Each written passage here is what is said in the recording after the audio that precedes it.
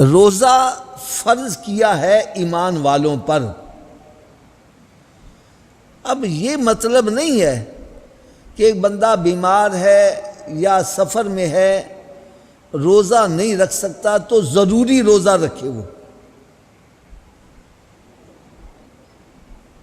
اس سے روزہ رکھا ہی نہیں جا سکتا، اسلام کا نہیں ضروری رکھو، نہیں، ایسی بات نہیں ہے۔ روزہ عبادت ہے، یہ فرض کیا گیا ہے، لیکن بندے کی جان کو بھی پیش نظر رکھا گیا ہے۔ روزہ رکھوایا ہے، سحری بھی رکھی ہے، افطاری بھی رکھی ہے۔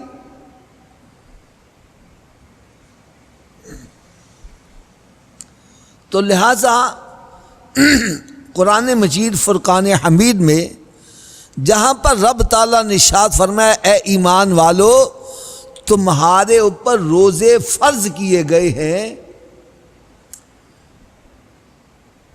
اور وہاں ساتھ یہ بھی بتلا دیا کہ اگر تم مریض ہو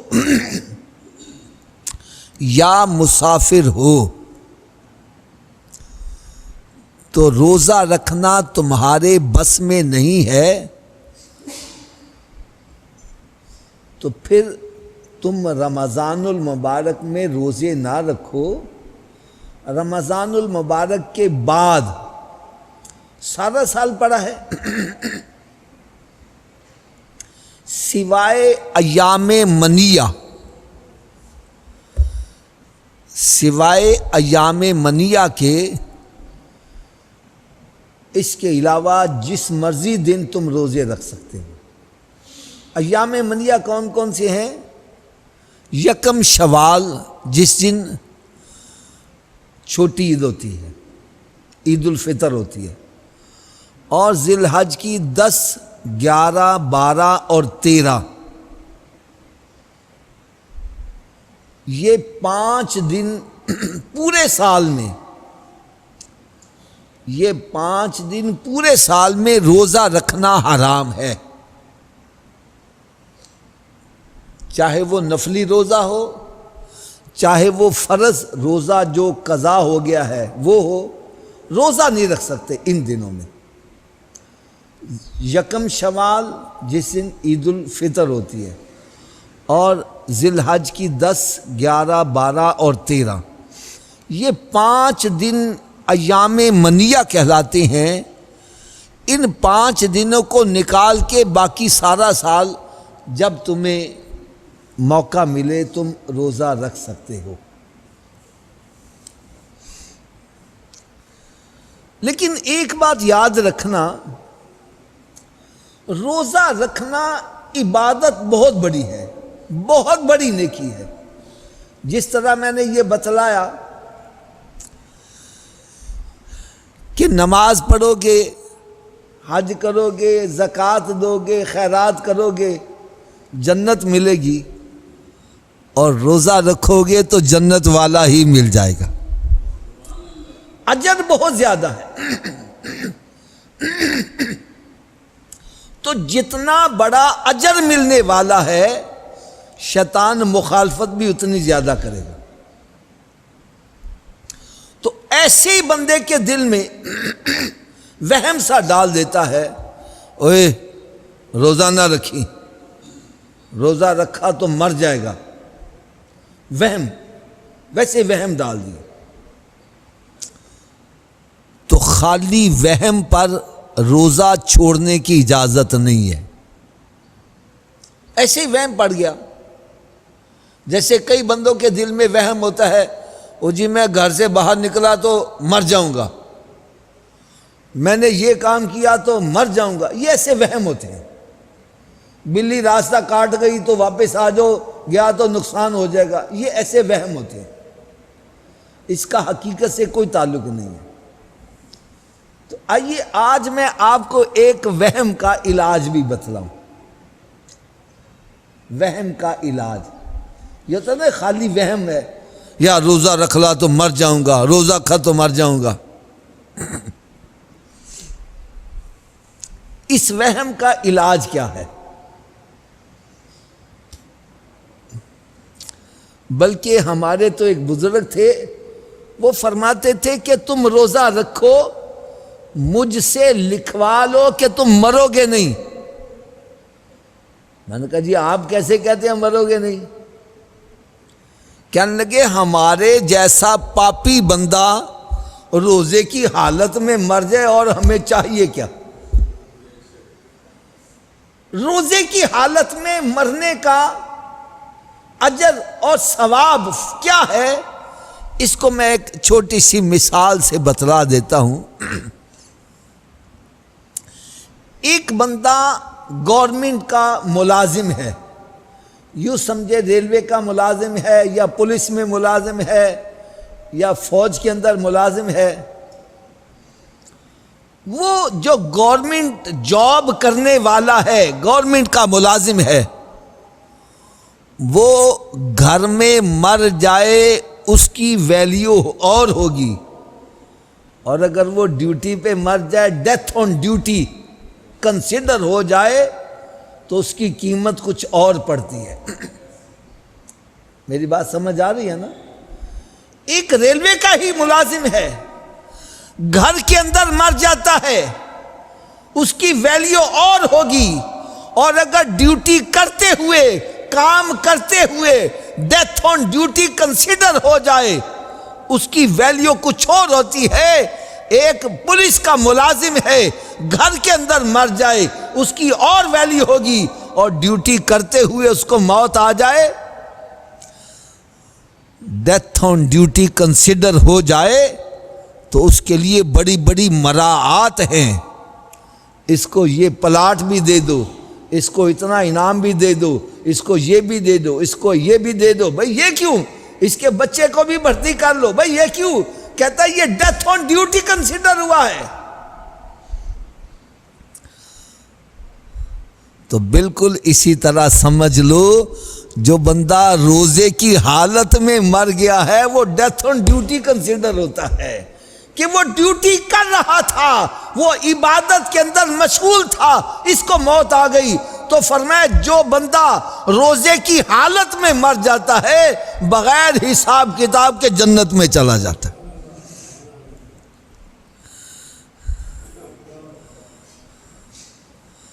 تو اگر خالی وسوسہ ہے دل میں کہ روزہ رکھا تو مر جاؤں گا، تو اس وسوسے کی کاٹ یہ ہے کہ بھائی اگر میں مر گیا روزے کی حالت میں اور مجھے چاہیے کیا؟ اور بندہ تو دنیا میں آیا ہی مرنے کے لیے ہے، کوئی 100 برس بھی جی لے آخر مرنا ہی ہے۔ کل نفس ذائقۃ الموت۔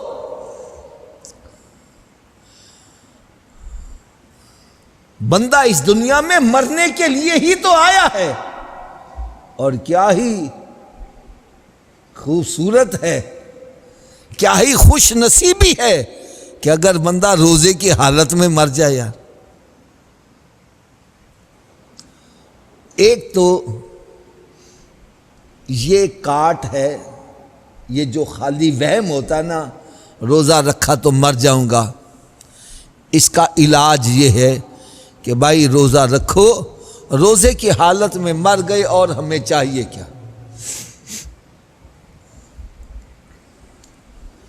دوسری بات یہ ہے کہ اگر واقعی ایسا بیمار ہے،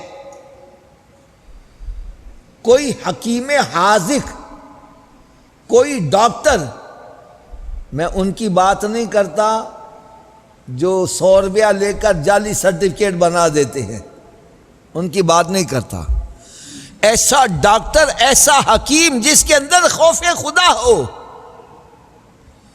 وہ اگر یہ کہہ دے کہ بھائی اس نے روزہ رکھا تو مر جائے گا یا اس کی بیماری میں اضافہ ہو جائے گا، اس کی بیماری پرولونگ ہو جائے گی، لمبی ہو جائے گی،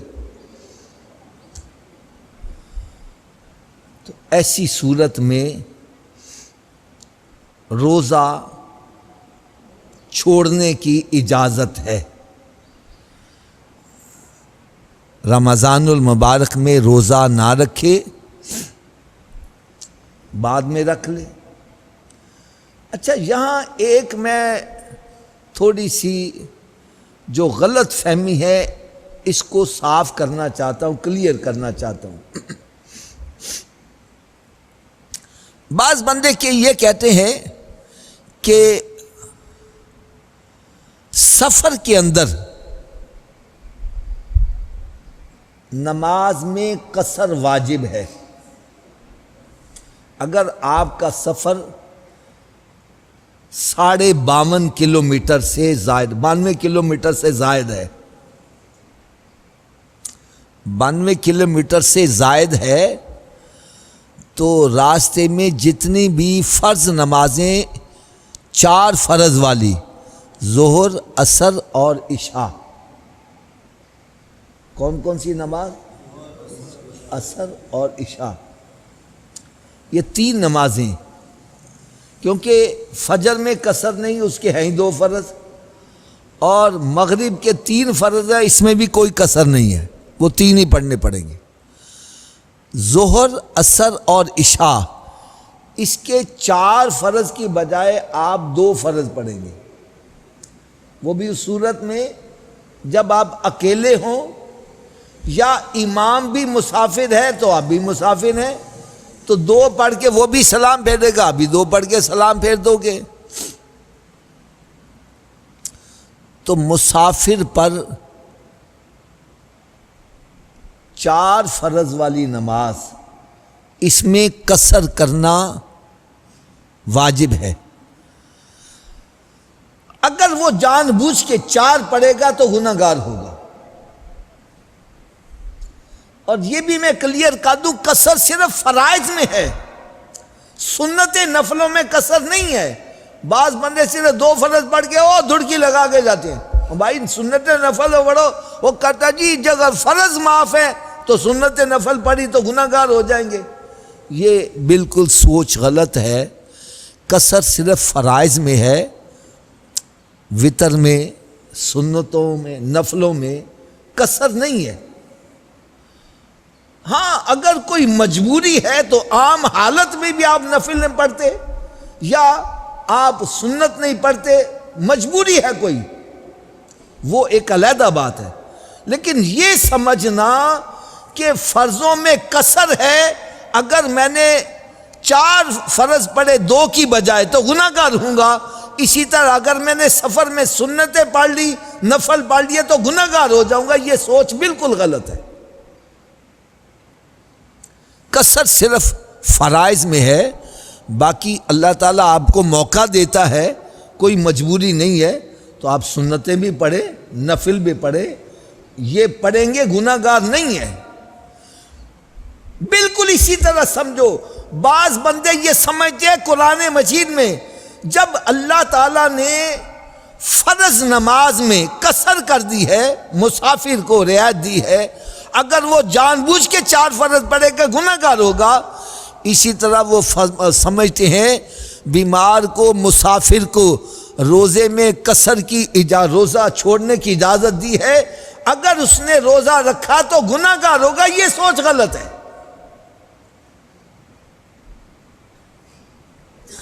یہ سوچ غلط ہے کہ جس طرح نماز میں قصر کی اجازت ہے مسافر کو، اگر جان بوجھ کے 4 پڑھے گا تو گناہ گار ہوگا، وہ سمجھتے ہیں بیمار کو، مسافر کو روزہ چھوڑنے کی اجازت ہے، اگر اس نے روزہ رکھا تو گناہ گار ہو جائے گا، یہ سوچ بالکل غلط ہے۔ کیونکہ قرآن مجید میں رب تعالیٰ نے ارشاد فرمایا یہ تمہیں رعایت تو دی گئی ہے وَأَن تَصُومُوا خَيْرٌ لَكُمْ، لیکن اگر تم ہمت کر کے روزہ رکھو تو یہ تمہارے حق میں بہتر ہوگا۔ اور اس میں بات بھی حقیقت پر مبنی ہے، بات بھی حقیقت پر مبنی ہے۔ جو روزہ رمضان میں رکھ لیا جائے وہ بڑا آسان ہوتا ہے، اور باقی دنوں میں روزہ رکھنا بہت مشکل ہوتا ہے۔ اس کی ایک وجہ تو یہ ہے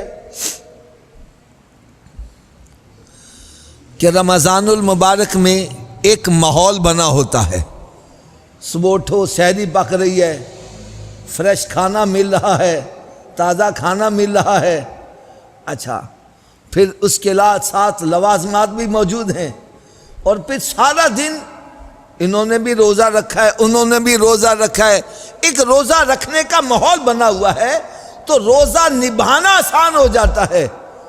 اور باقی دنوں میں کون ہمارے لیے اٹھ کر سحری پکائے ہیں؟ اور پھر روزہ میں نے رکھا ہوا ہے، یہ کھانا کھا رہے ہیں، وہ پانی پی رہے ہیں، یہ ادھر ہے مسئلہ، تو اس وقت روزہ رکھنا یہ بڑا مشکل ہوتا ہے۔ اچھا دوسری بات یہ ہے کہ جو انسان کو فضیلت رمضان کے روزے رکھنے میں ہے، وہ سارا سال بھی روزہ رکھتا رہے، وہ فضیلت حاصل نہیں ہو سکتی۔ جو انوار و تجلیات، جو اجر اور ثواب، جو قرب خداوندی، جو انسان کو مقام اور روحانیت اور نورانیت جو انسان کو رمضان میں روزہ رکھنے سے ملتی ہے، وہ باقی دنوں میں نہیں ہے۔ ایک روزہ رمضان کا جان بوجھ کر چھوڑ دے اور بعد میں چاہے سارا سال روزہ رکھتا رہے، وہ فضیلت اس کو حاصل نہیں ہو سکتی جو رمضان میں روزہ رکھنے کی فضیلت۔ اس لیے اس کو نماز کے ساتھ نہ جوڑا جائے کہ نماز میں سفر میں قصر کرنے کی اجازت ہے، اگر کوئی جان بوجھ کے 4 رکعتیں پوری پڑھتا ہے گناہ گار ہوگا، تو روزے میں بھی وہ اجازت ہے مسافر کو یا بیمار کو، تو اگر اس نے روزہ رکھتا تھا وہ گناہ گار ہو جائے گا، ایسی بات نہیں ہے۔ بلکہ قرآن کہتا ہے وَأَن تَصُومُوا خَيْرٌ لَكُمْ، اگر تم ہمت کر کے روزہ رکھ لو تو یہ تمہارے حق میں بہتر ہوگا۔ مسافر کون ہوتا ہے؟ جس کا سفر 92 کلومیٹر سے زیادہ ہو۔ اچھا مسافر کے لیے روزہ چھوڑنے کی اجازت ہے، روزہ رمضان کے روزے چھوڑنے کی اجازت ہے، لیکن آپ سمجھتے ہیں آج کل جو سفر ہمارا ہے وہ اتنا مشقت والا نہیں ہے۔ ادھر جہاز میں بیٹھو، جہاز میں بھی اے سی لگا ہوا ہے، 4.5 گھنٹے میں جدہ پہنچ رہا ہے، مدینہ شریف پہنچ رہا ہے، سفر اتنا مشقت والا نہیں ہے۔ تو اگر کوئی سفر کی حالت میں سمجھتا ہے میں روزہ نبھا سکتا ہوں، تو وہ سفر کی حالت میں روزہ رکھ لے گا تو گناہ گار نہیں ہے۔ یہ سوچ اپنے ذہن سے نکالو۔ بعض بندے میں نے دیکھا نا، ہم سفر کرتے رہتے ہیں تو وہ زبردستی کہ اوئے تم نے یہ غلط کام کیا ہے، جب اللہ تعالیٰ نے مسافر کو اجازت ہے کیوں روزہ جان بوجھ کے رکھ رہا ہے؟ کئی بندے روزے تڑوا دیتے ہیں۔ تو یہ سوچ غلط ہے، یہ جہالت ہے۔ قرآن مجید فرقان حمید میں رب تعالیٰ نے ارشاد فرمایا وَأَن تَصُومُوا خَيْرٌ لَكُمْ، یہ رعایتیں تو دی ہیں، لیکن اگر تم ہمت کر کے روزہ رکھ لو تو یہ تمہارے حق میں بہتر ہوگا۔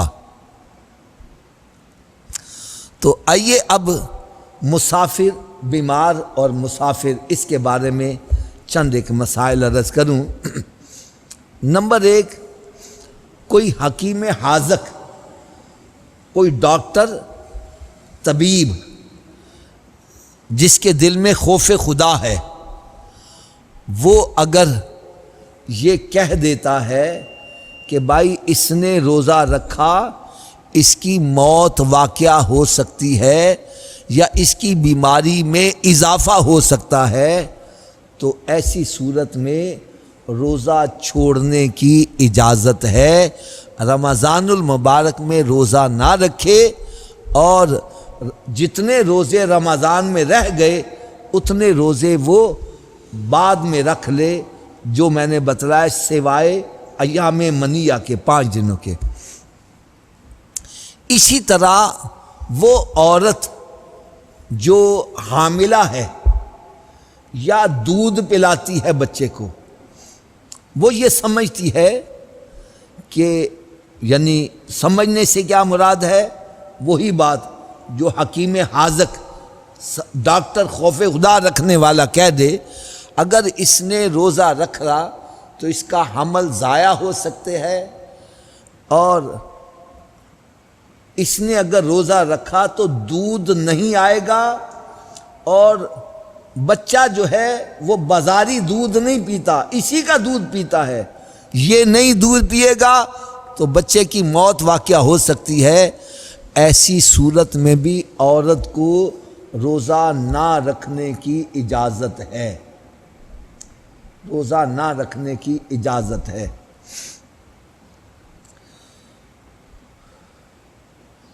اور اگر بعض بندے یہ بھی میرے سے بڑے سوالات کرتے رہتے ہیں، فون آتا رہتا ہے، وہ کہتا ہے جی ہم شوگر پیشنٹ ہیں، ہم روزہ نہیں رکھ سکتے، تو ہم کسی کا روزہ رکھوا دیں، کسی کا روزہ رکھوا دیں۔ یعنی ان کا مطلب کیا ہوتا ہے، میں روزہ نہیں رکھ سکتا تو میں اپنی جگہ کسی اور کا روزہ رکھوا دوں گا تو میرا کام سیدھا ہو جائے گا۔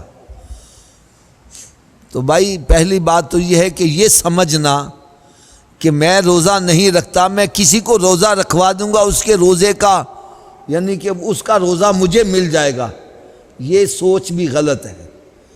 اس لیے کہ جس کا تم روزہ رکھوا رہے ہو اس کے اوپر اپنا بھی تو روزہ فرض ہے، اس نے دن میں 2 روزے تھوڑی رکھنے ہیں کہ ایک تمہارے لیے اس کے اپنے لیے نہیں، جس نے روزہ رکھنا ہے اس پر اپنا روزہ بھی فرض ہے، تو وہ روزہ رکھے گا، اس کو اپنا ہی روزے کا فرض اس کا ادا ہوگا، آپ کا فرض ادا نہیں ہوگا۔ ہاں شریعت میں یہ بتلایا ہے اگر ایک بندہ روزہ نہیں رکھ سکتا اور اس کو تندرست ہونے کی یقین بھی نہیں ہے، بعض بندے ایسے ہوتے ہیں کہ جو شیخ فانی ہوتے ہیں۔ شیخ فانی کون ہوتا ہے؟ جو ہم کہتے ہیں نا پاؤں قبر میں لٹکائے ہوئے ہیں، بوڑھا بندہ ہے اور کمزور ہو چکا ہے، اور تھوڑی تھوڑی دیر کے بعد پانی پیتا ہے، کہتا مجھے کچھ کھلا دو۔ ایسا بندہ شیخ فانی کہلاتا ہے۔ کیا کہلاتا ہے؟ شیخ فانی، اور اس کے تندرست ہونے کی کوئی امید بھی نہیں ہوتی۔ ایسے بندے کے لیے حکم یہ ہے کہ وہ فدیہ دے دے، یعنی ایسا مریض جس کے صحت مند ہونے کا یقین ہی نہیں ہے، ایسا بوڑھا جس کو دوبارہ صحت مند ہونے کا یقین ہی نہیں ہے، ایسے بندے کے لیے حکم یہ ہے وَعَلَى الَّذِينَ يُطِيقُونَهُ فِدْيَةٌ طَعَامُ مِسْكِينٍ۔ ایسا بندہ جو روزہ رکھنے کی طاقت نہیں رکھتا وہ فدیہ ادا کر دے۔ کیا کرے؟ فدیہ ادا کرے۔ ایک صدقہ فطر، جیسے آج کل علماء کرام نے جو اس کا حساب نکال کے بتلایا ہے، ایک صدقہ فطر 100 روپیہ ہے، 100 روپیہ، تو 100 روپیہ فی روزے کے حساب سے وہ فدیہ دے دے۔ جتنے روزے نہیں رکھ سکا فی روزے کے حساب سے 100 روپے کے حساب سے کسی غریب کو اس کی مدد کر دے۔ کیا کر دے؟ کسی غریب کی مدد کر دے، یہ فدیے کے طور پر دے دے۔ اور قرآن یہ کہتا ہے فَمَن تَطَوَّعَ خَيْرًا فَهُوَ خَيْرٌ لَهُ، یہ 100 روپیہ یہ کم سے کم ہے، اگر تم اس کو زیادہ کر دو، اپنی طرف سے کوئی زیادہ دے دیتا ہے، 100 کی بجائے 200 دے دیتا ہے، 500 دے دیتا ہے فی روزے کے حساب سے، تو فرمایا اگر تم اپنی طرف سے زیادہ کرو گے تو یہ تمہارے حق میں بہتر ہے، تمہارے حق میں بہتر ہے۔ رب کے راستے میں جتنا زیادہ دو گے اتنا ہی تمہارے حق میں بہتر ہے۔ اچھا، یہ فدیہ اس کے لیے ہے جس کے بارے میں جو سمجھتا ہے میں تو صحیح ہو ہی نہیں سکتا، اس نے فدیہ دے دیا۔ لیکن اگر اللہ نے کرم کر دیا، بعد میں وہ تندرست ہو گیا، تو اس کا فدیہ ختم ہے، اس کو پھر روزے رکھنے پڑیں گے۔ نہیں سمجھ لگی بات؟ مثلا ایک بندہ سمجھتا ہے گرمیوں میں روزے آ رہے ہیں، میں گرمیوں کے روزے رکھوں گا تو میرے لیے مشکل ہے، میں مسافر ہوں، یا میرا مطلب ہے کہ شوگر پیشنٹ ہے تو میں گرمیوں میں روزے نہیں رکھ سکتا، تو وہ فدیہ دے دیتا ہے۔ اب سردیوں میں وہ سمجھتا ہے کہ اب میرے لیے روزہ رکھنا میں رکھ سکتا ہوں، تو اس کا وہ فدیہ ختم ہو گیا، اب وہ روزے رکھے۔ جتنے روزے رہ گئے ہیں رمضان المبارک میں اتنے روزے وہ رکھے۔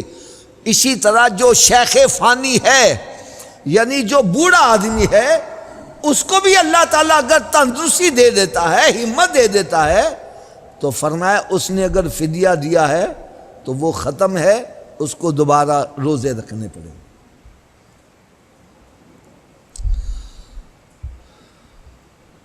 اور اگر ایک بندہ ایسا بھی ہے